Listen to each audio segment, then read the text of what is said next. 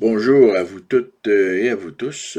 Mon nom est Claude Laferrière, je suis enseignant en géopolitique et avocat. Je fais cette j'ai fait cette vidéo, dans une perspective d'éducation populaire. Je n'attends aucune contribution ni aucun mandat de votre part, abonné ou non abonné. Voilà. Le titre de la vidéo d'aujourd'hui, c'est ma sclérose en plaques.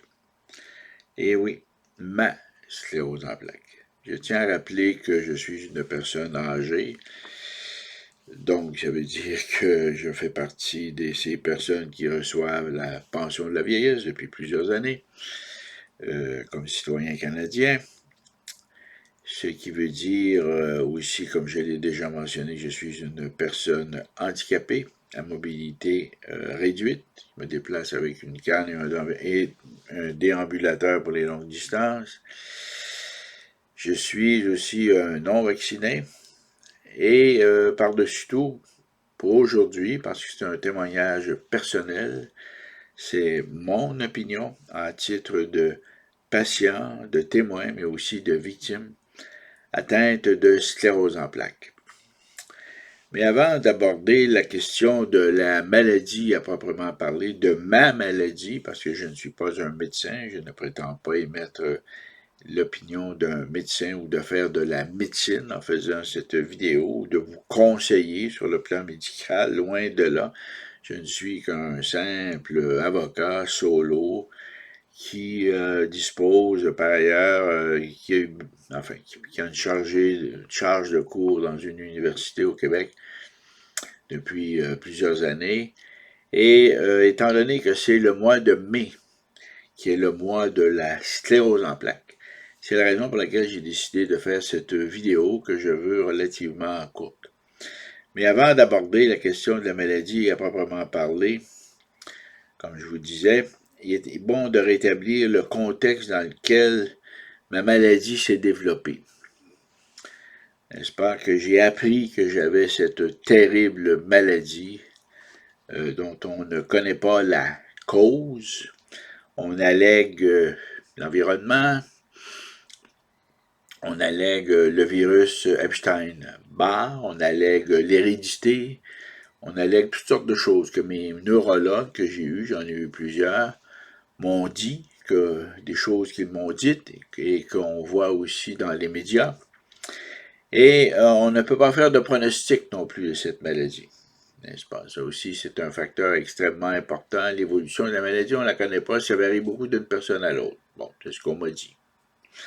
Là, je parle en tant que témoin médical de ce qu'on m'a dit et de ce que j'ai lu et de mes recherches. Donc, euh, par ailleurs, pour ce qui concerne la médication, je vais faire un court commentaire parce que je ne prends aucun médicament, contrairement à d'autres personnes.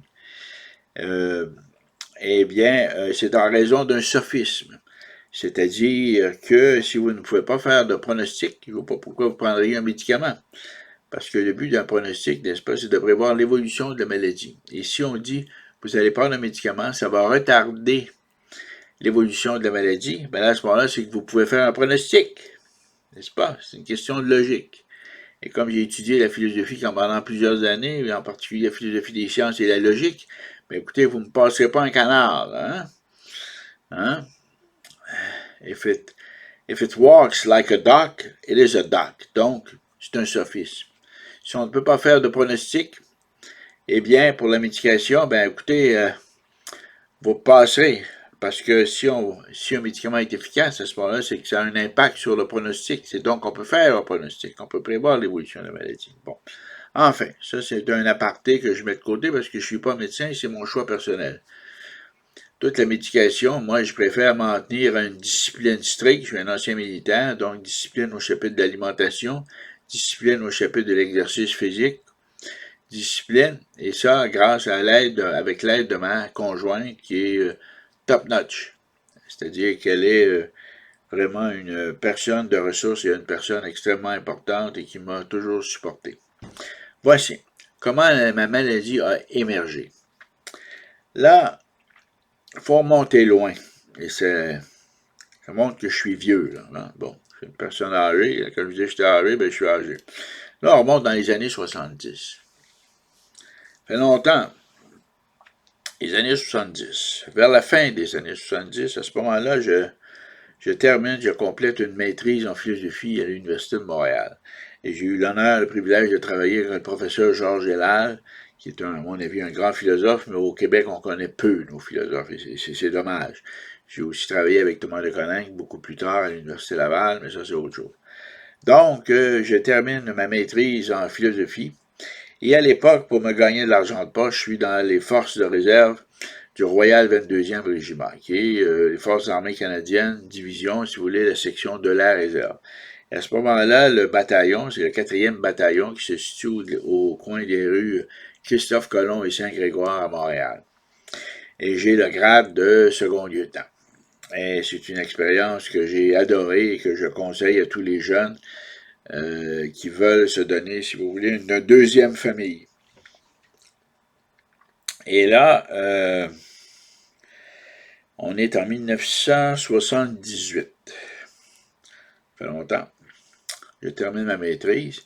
Et là, mon père rêvait d'avoir un avocat dans la famille. Bon, ok, fait plaisir à papa.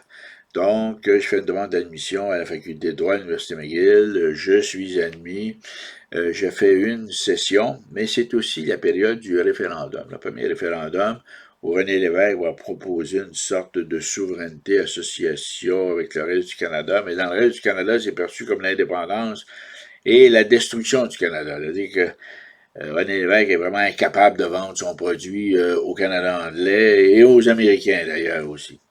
Donc, et là, c'est là que j'ai eu un élan patriotique. J'ai décidé de joindre la force armée régulière pour protéger mon pays et empêcher qu'on le détruise.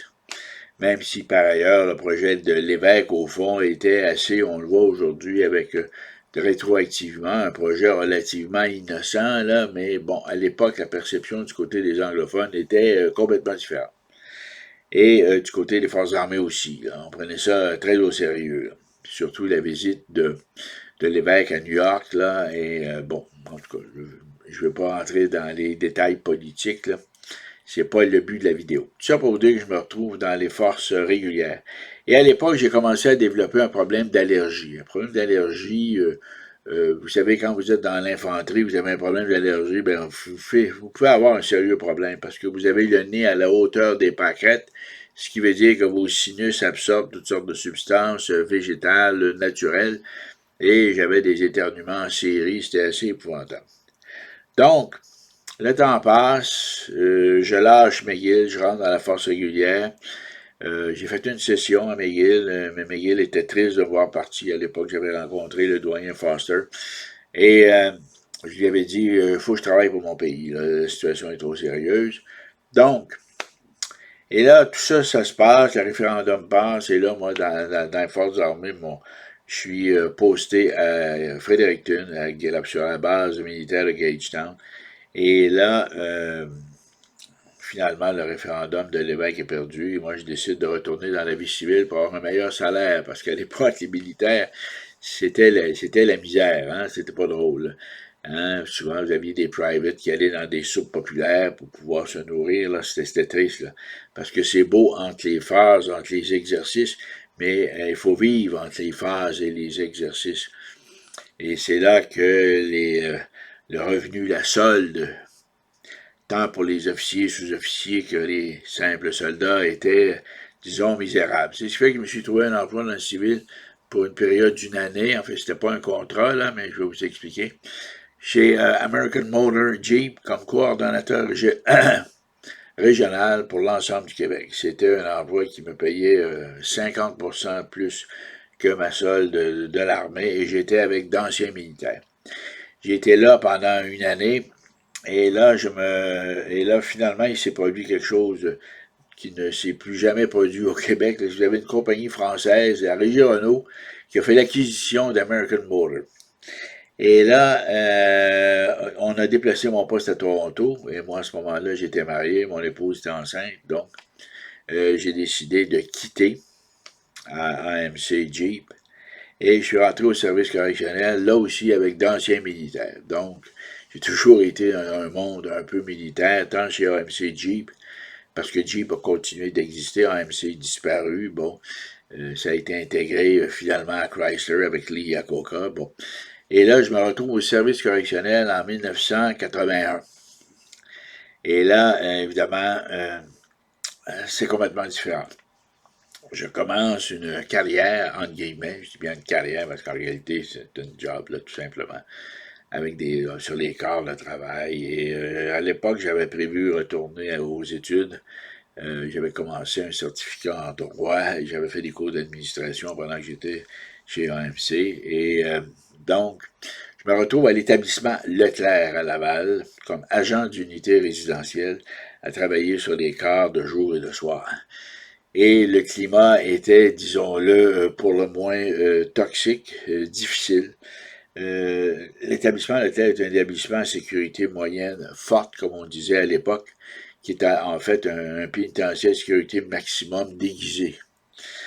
Tout près du vieux Penn à Saint-Vincent-de-Paul, à l'intérieur du complexe pénitentiaire de Laval, qui comprend le Centre fédéral de formation, l'établissement Monté-Saint-François, les magasins régionaux, collège du personnel. En fait, c'est immense. C'est comme une immense base militaire, sauf que c'est un complexe pénitentiaire. Vous avez l'équivalent à Sainte-Anne-des-Plaines, par exemple. Mais ça, je vais revenir dans une autre vidéo. Je vais vous en parler du service correctionnel, du point de vue de la structure et de l'organisation. Donc, je me retrouve là, et là, mon problème d'allergie se développe. Parce que c'est un milieu extrêmement stressant, un milieu difficile. Et là, en 1982, il va se produire un des pires drames dans l'histoire du Canada. C'est l'émeute d'Archambault. 3 gardiens vont être assassinés. Un 4e, Rivard, va être assassiné plus tard. C'est une véritable boucherie là, qui se produit. C'est un drame absolument épouvantable. Et ça va avoir un impact dans l'ensemble des pénitenciers au Québec, mais en particulier à l'établissement Leclerc, où finalement on s'échange la même clientèle entre le vieux Penn, le Leclerc et Archambault.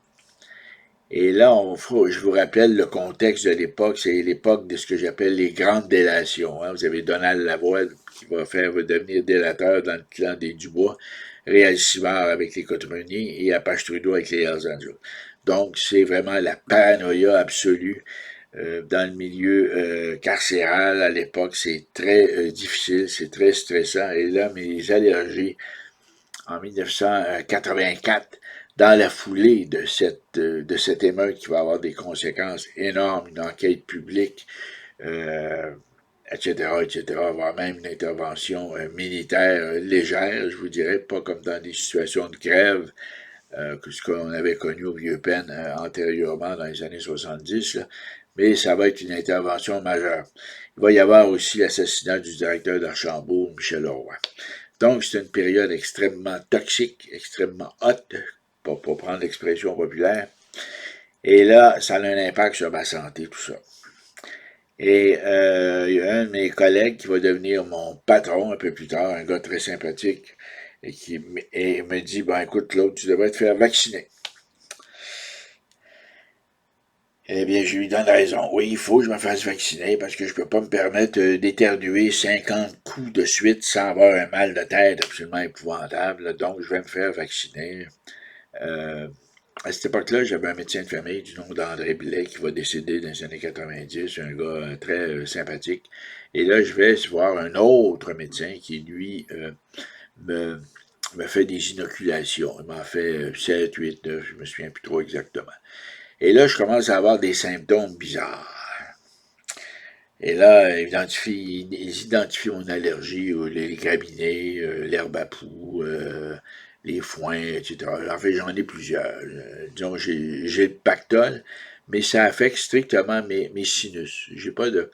Mais ma difficulté à respirer vient du fait que je suis congestionné, essentiellement. Et là, comme je disais, je commence à développer des symptômes un peu bizarres, comme par exemple des engourdissements au bout des doigts, de mes annulaires et auriculaires, n'est-ce pas, les deux derniers, là, et des deux côtés, des deux mains. Et quand je penche la tête, j'ai des chocs dans les jambes.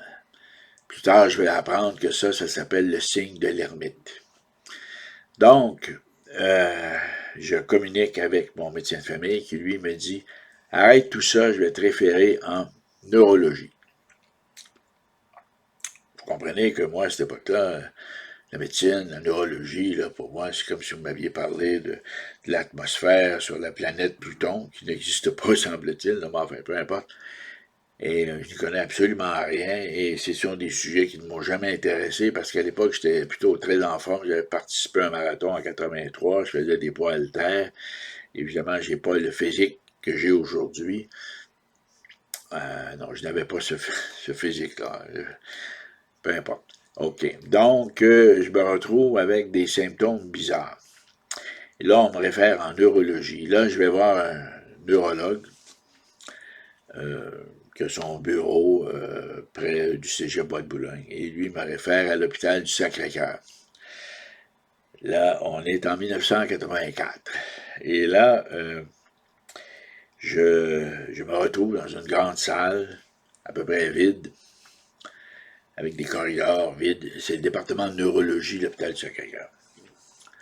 Et là, il y a un médecin qui arrive avec 2 infirmières. Et on me demande de me déshabiller, de garder mon caleçon, mes bas, là. Bon. Et là, on va me faire une ponction lombaire. Là. Évidemment, moi, je n'ai pas la moindre idée de ce que c'est qu'une ponction lombaire. Ce que je sais, c'est que l'aiguille est longue comme ça et qu'on va me l'enfoncer en 2 lombaires pour aller chercher du liquide céphalorachidien. C'est ce qu'on m'a dit, c'est ce qu'on m'a expliqué. Donc, le médecin procède. Je retourne chez moi, mais auparavant, il me dit, écoute, tu vas peut-être avoir des maux de tête. À ce moment-là, tu peux, étends-toi, prends quelques jours de congé. Effectivement, en revenant chez moi, j'ai eu des maux de tête absolument atroces qui ont duré à peu près 4 ou 5 jours. J'ai été obligé de prendre congé. Je ne pouvais même pas me tenir debout tellement j'avais mal à la tête.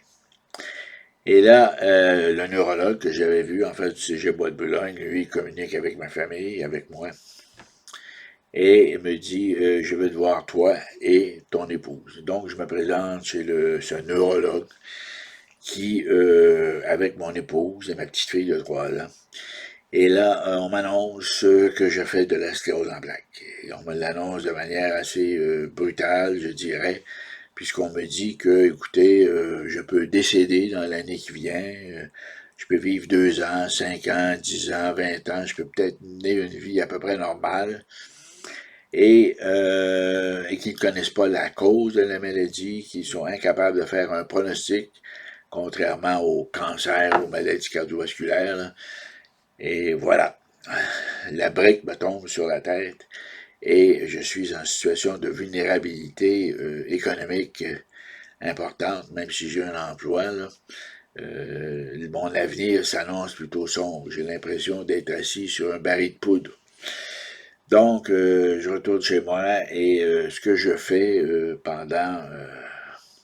ce que je fais encore aujourd'hui d'ailleurs, mais à cette époque-là, je me suis mis, passe-moi l'expression, à égrener des chapelets, à prier comme un fou, parce que là, j'étais aux limites de la médecine, sans le savoir. J'étais à la limite du savoir humain, et ça regardait très mal. Mais j'en avais pas de symptômes, à part le signe de l'hermite et des engourdissements. C'est ce qui fait que je me suis dit, en bon, comme on dit dans les films américains, fuck it. J'ai continué de m'entraîner, j'ai continué de courir, de faire des boîtes d'air, de travailler dans un climat toxique, difficile. D'ailleurs, je vais faire 28 ans pour les services correctionnels avec de nombreux congés sans solde à cause de mon bureau d'avocat, parce qu'après ça, je vais devenir avocat, etc. Autrement dit, la maladie n'a pas réduit mes ambitions, au contraire. Elle a contribué à me motiver et pendant 20 ans, j'ai été asymptomatique. Et là, il y a un miracle. En fait, il y a 2 miracles. Le premier miracle, c'est carrément une intervention divine. J'ai tellement prié pour qu'on me donne la possibilité de voir grandir mes enfants, de subvenir aux besoins de ma famille. Et voilà, pendant 20 ans. Le deuxième miracle, eh bien, ça a été le support de mon épouse pendant toutes ces années. Ça se continue aujourd'hui. Donc, la recette magique, c'était ça. Ce neurologue que j'avais vu à Montréal m'a référé à un neurologue du Royal Vic dont je préfère ne pas parler. Et Et pendant toutes ces années, j'ai refusé la médication, sauf peut-être à une ou deux occasions, là, mais de façon très, très courte. Et ce qui m'a permis de passer à travers, c'est la discipline alimentaire, extrêmement important. Pas de cigarettes, pas de tabac, pas d'alcool, pas de drogue et pas de médicaments. C'est simple. Pas de tabac, pas d'alcool, pas de drogue et pas de médicaments. Évidemment, on peut rajouter pas de jeu. Hein, parce que le jeu, là, les maniaques de la loto, là, ça joue dans la tête, tout ça. Je vais y revenir dans une autre vidéo sur le SAD. S-A-D, Sex, Arms and Drugs. OK? Donc, voilà. Je me retrouve donc avec cette maladie qui est asymptomatique. Et là, en 2006, je décide, non pas en 2006, c'est-à-dire qu'en 2003, excusez-moi, en 2003, la maladie qui était cyclique, c'est-à-dire qu'il y avait des petites poussées, mais qui se guérissaient automatiquement. Là. Ça, c'est l'interprétation des neurologues, c'est ce qu'on m'a dit. Hein. Devient progressive secondaire. C'est-à-dire qu'à partir de 2003, la maladie va me handicaper. Qu'est-ce qui se passe? Eh bien, un bon matin, je vais faire mon 10 km. Et là, tout à coup, je me mets à boiter. J'ai un boitement intermittent, qui va devenir permanent et qui va faire en sorte qu'en 2008, le 1er avril, à cause des ménisques de mon genou droit, je me fais installer une prothèse au privé. Et là, parce que au public, j'attendais, je suis encore sur une liste d'attente. Bon. Et là, à partir de 2008, je me déplace avec une canne. Mais ça va relativement bien. Ma démarche est rapide et puis ça va bien aller finalement. Mais il va se produire un événement, c'est que 2 ans auparavant, en 2006, et c'est ça qui est important, en 2006, j'ai été admis à l'Université de Georgetown à Washington dans un programme de sécurité nationale avec, évidemment, dans un contexte après le 11 septembre, dans un contexte, je vous dirais, d'urgence, de sécurité et de défense. Donc, je vais étudier avec des collègues militaires, des gens de la sécurité, des agences de renseignement, du FBI, professeur James Zirkle, qui était l'ancien General Counsel, ou enfin, un des counsels pour la CIA, Dave Jonas, qui va devenir un ami, qui est toujours un ami Facebook aujourd'hui. Enfin, j'ai connais quelques-uns qui sont devenus des amis Facebook avec le temps, on a gardé le contact. Et là, pour aller aux États-Unis, il faut faire renouveler le vaccin contre la tuberculose. Et là, je vais avoir un autre épisode de signe de l'ermite, quand on penche la tête, les chocs dans les jambes, etc. Et j'ai l'impression que ça l'a un peu aggravé. Ça l'a ralenti ma marche. Ça m'a donné des maux de dos. Et ça a été assez pénible. Mais en 2008, après mon retour des États-Unis, je me fais installer une prothèse, comme je disais. Et finalement, je vais avoir une prothèse complète en 2016. En 2008, c'est une prothèse partielle du genou. Et en 2016, c'est une prothèse complète.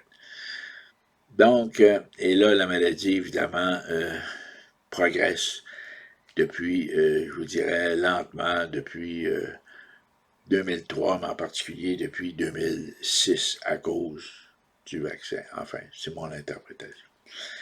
Tout ça pour vous dire qu'aujourd'hui, je suis en mobilité très réduite, que j'enseigne à l'université, que j'ai réussi sur le plan professionnel quand même à accomplir l'essentiel de ce que je voulais faire, mais que cette maladie reste un mystère. Et ce qui contribue, à mon avis, et d'après l'avis d'un de mes neurologues, ce qui contribue à ralentir la recherche dans le domaine, c'est le silence des Big Pharma lorsque vient le temps de partager les données de leurs recherches sur leurs différents produits, leurs différentes médications qu'ils offrent aux patients. Autrement dit, ces données, ces banques de données qui font suite à des recherches, à des expérimentations, seraient en quelque sorte un secret industriel ou un secret commercial, du know-how. Hein, c'est de la propriété intellectuelle, c'est ce que j'enseigne entre autres à l'université dans mon cours sur le droit des affaires. Et en quelque sorte, ce serait des informations qui, enfin, d'après un de mes neurologues, seraient d'une grande valeur et qui pourraient contribuer à faire avancer la recherche sur la sclérose en plaques. Mais parce que les Big Pharma, les grandes entreprises multinationales de la pharmacie ne veulent pas partager leur know-how, leur banque de données suite à des recherches, eh bien, le milieu universitaire tourne un peu en rond dans la recherche. On refait les mêmes expériences et ce manque de communication a un impact majeur pour les chercheurs indépendants, sur les chercheurs indépendants, sur les chercheurs universitaires, alors qu'en réalité, tout le monde devrait travailler dans une synergie de communication et d'échange d'informations, ce qui s'est produit entre autres dans la recherche sur le sida et dans d'autres secteurs. Mais il semblerait qu'il y ait vraiment un blocage juridique, entendons-nous là, juridique en ce qui concerne l'évolution de la recherche en ce qui concerne la sclérose en plaques. C'est ce qu'on m'a dit. Voilà. Voilà. Maintenant, qu'est-ce qui cause la maladie? Est-ce que j'étais porteur de la maladie et que le vaccin n'a fait que accélérer, n'a fait que provoquer l'émergence de la maladie, ou est-ce que le vaccin a provoqué la maladie? Ou est-ce que c'est le vaccin qui est la cause de la maladie?